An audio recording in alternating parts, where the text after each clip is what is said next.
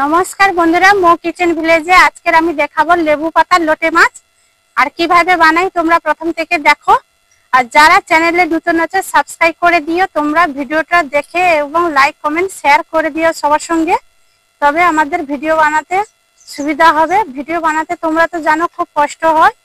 চলো কিভাবে বানাই তোমরা প্রথম থেকে দেখবে।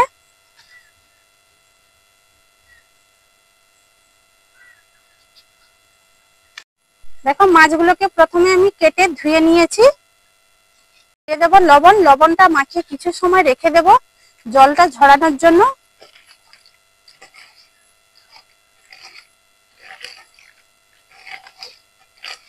দেখো, প্রথমে আমি উনুন ধরিয়ে কড়াটা গরম করে নেব।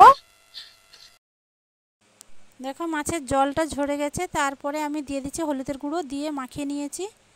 আর এদিকে কড়ার তেল গরম হয়ে গেছে, দিয়ে দিচ্ছি এলাচ আর গরম মশলা, রসুন কুচি, পেঁয়াজ কুচি, তেজপাতা, হলুদ লঙ্কার গুঁড়ো পরিমাণ মতো, আদা কুচি দিয়ে ভালো করে মশলাটাকে একটু কষিয়ে নেব। দেখো, মশলাটা কষিয়ে নিয়েছি। আর এখানে আলু কেটে রেখেছিলাম, তোমরা চাইলে আলু দিতে পারো, নাও দিতে পারো। আমি আলু দিয়ে তৈরি করেছি, শুধু মাছের হলে খুব ভালো হয়। আলুটাকে ভালো করে মশলার সঙ্গে কষিয়ে নিয়েছি। আর পরিমাণ মতো দিয়ে দিয়েছি লবণ আর লোটে মাছ দিয়ে দেখো একটু ভালো করে মশলার সঙ্গে মাখিয়ে নেব।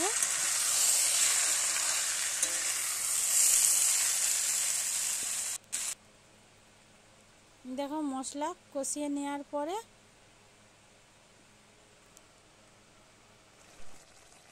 দেখো কিছু সময় ফুটিয়ে নিয়েছি, আলুও সেদ্ধ হয়ে গেছে। আমি ফুটিয়ে নিয়েছি। আর এর মধ্যে দিয়ে দেবো গন্ধরাজ লেবুর পাতা, দিয়ে আমি তরকারিটাকে ঢাকনা দিয়ে দেবো। পাতাটা দিয়ে দিয়েছি ঢাকনা। ঢাকনাটা খুলে নেব। আর লেবু পাতার যে গন্ধ সেন্টটা হয়েছে, আর তরকারিটা এই লেবু পাতার সেন্ট হবে, খুব সুন্দর লাগবে। দেখো, এরপরে আমি তুলে নেব। দেখো, কড়াই থেকে এরপরে আমি ঢেলে নেব। আর এইভাবে তৈরি করে নিয়েছি লেবু পাতা লোটে মাছ। ভিডিওটি ভালো লাগলে পাশে থেকো আর সাবস্ক্রাইব করো।